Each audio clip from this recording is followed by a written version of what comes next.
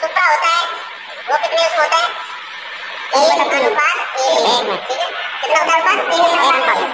ये जवाब पता है सर इसका मतलब बोला था इस तरीके से बोला, गलत मत बोला था तो दूसरों को भी कंफ्यूज करेंगे, ठीक है। कुत्ते में इसका अनुपात 1:1 पाया जाता है, घोड़े में अनुपात 1:2 में पाया जाता है, बैल में अनुपात 1:3 पाया जाता है, सुअर में 1:1.00 पाया जाता है, ठीक है। अब बोल कर बता कौन कौन सा होता है। ये तो 1:2 क्या बैल में 1:3 है, बैल में 1:3। अच्छा कुत्ते में सुअर में 1:1 1:0.1 ये सुअर की बात है तुम्हें 1.1